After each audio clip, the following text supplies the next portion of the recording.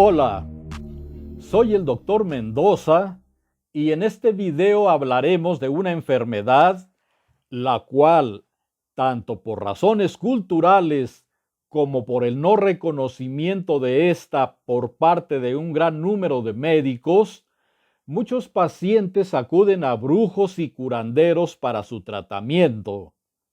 Nos referimos a la enfermedad del espanto. Sean ustedes bienvenidos a esta interesante exposición. ¡Empezamos!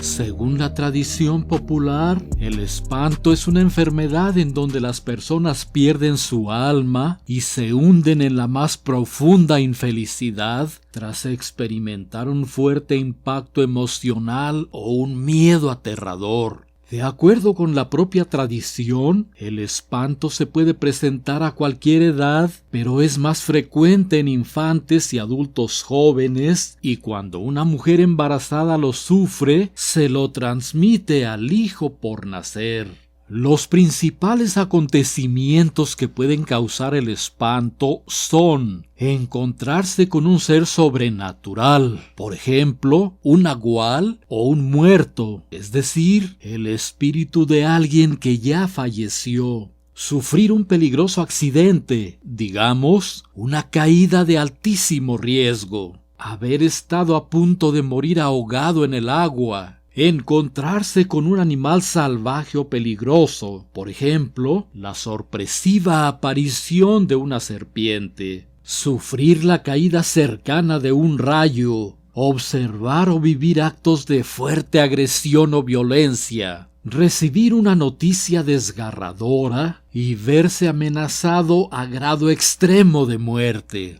En resumen, el espanto o susto se produce por un fuerte episodio traumático que amenaza la integridad física y emocional de una persona. En los casos extremos, este evento puede causar incluso la muerte.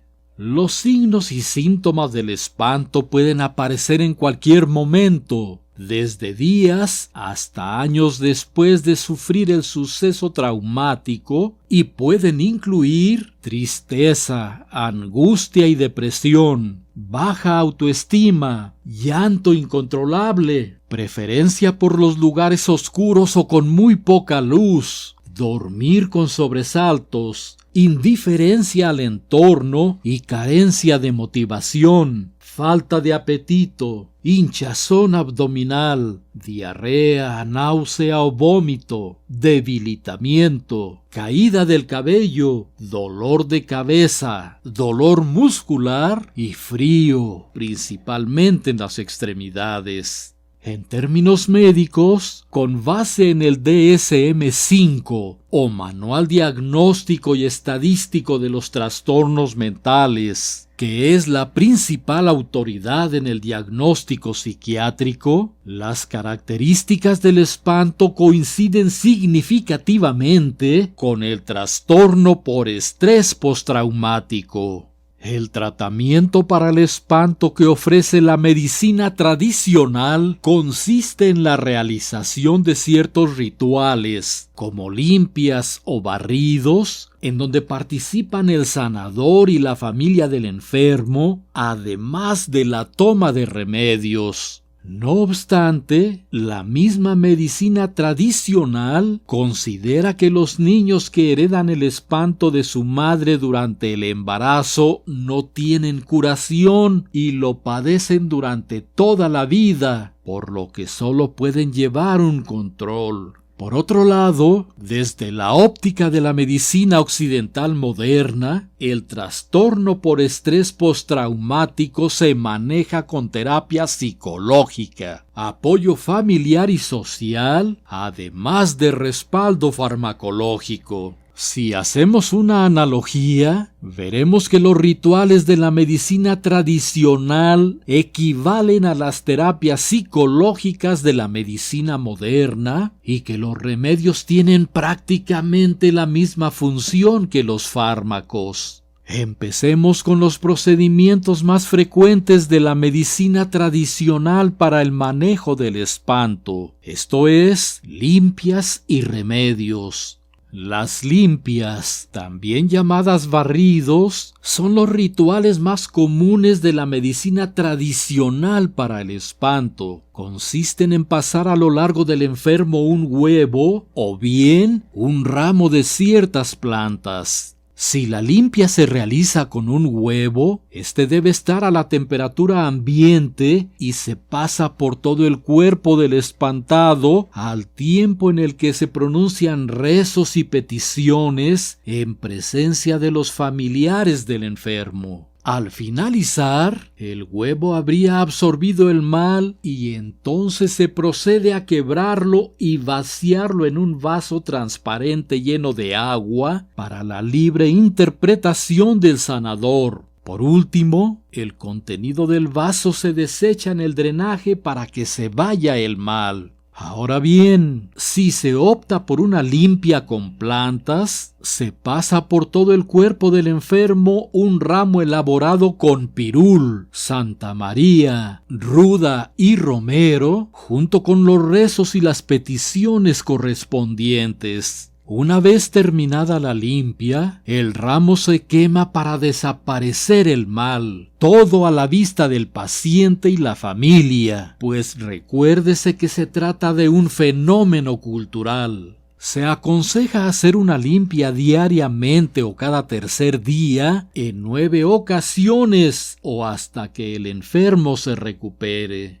Ahora bien, para potenciar el efecto de la limpia se puede realizar la toma de infusiones, y aquí entran en acción los populares tés amargos para el susto. Los dos más socorridos son: 1. Té de hierbas amargas. Para preparar esta fórmula se requiere una ramita de ajenjo, también conocido como hierba santa, una ramita de cimonillo, una ramita de pericón y 1 litro de agua. Su elaboración consiste en poner a calentar el agua y al llegar a su punto de ebullición se le agregan las hierbas. Se deja hervir la fórmula durante 5 minutos, se retira del fuego, se deja reposar, se cuela y eso es todo. Y 2. Té de boldo. Para elaborar esta infusión se requiere una cucharada de hojas secas de boldo y una taza de 250 mililitros de agua. Las hojas de la planta se añaden al agua hirviendo, se apaga el fuego, se deja reposar la fórmula, se cuela y listo. Se recomienda tomar diariamente un vaso de la infusión elegida, en ayunas, fría o caliente, durante una semana. Luego se suspende la semana siguiente y a continuación se vuelve a tomar solo una semana más. Por precaución, estos remedios no se recomiendan en mujeres embarazadas, pacientes pediátricos, ni en conjunto con la toma de anticoagulantes orales. Adicionalmente, se aconseja que 8 días después del susto no se consuman alimentos grasosos, tales como leche o huevo. Ahora bien, los tratamientos de la medicina moderna para el manejo del trastorno por estrés postraumático consisten en psicoterapia, medicamentos o ambos a la vez. La psicoterapia consiste en una terapia de conversación en donde se enseña a identificar lo que desencadena los síntomas y cómo manejarlos. La terapia se puede llevar a cabo de forma individual o en grupo. Esta segunda modalidad puede ofrecer una manera de que el enfermo se ponga en contacto con otros que están atravesando experiencias semejantes. Como se ve, se requiere apoyo familiar y social. La clave está en que el enfermo no tenga que cargar solo todo lo que implica el trastorno por estrés postraumático. Algunas personas probablemente encuentren útil acudir a su comunidad religiosa. En cuanto al respaldo farmacológico, hay varios tipos de medicamentos que ayudan a superar los síntomas del trastorno por estrés postraumático. Por ejemplo, los antidepresivos del grupo de los inhibidores selectivos de la recaptación de serotonina, como la sertralina y la paroxetina. Los antidepresivos ayudan a controlar síntomas como la tristeza, la preocupación, la ira y la sensación de vacío interno. También hay otros medicamentos que pueden ayudar con los problemas del sueño y las pesadillas. Sin embargo, tratándose de medicamentos, estos deberán ser prescritos por el médico tratante de acuerdo con las características individuales de cada paciente.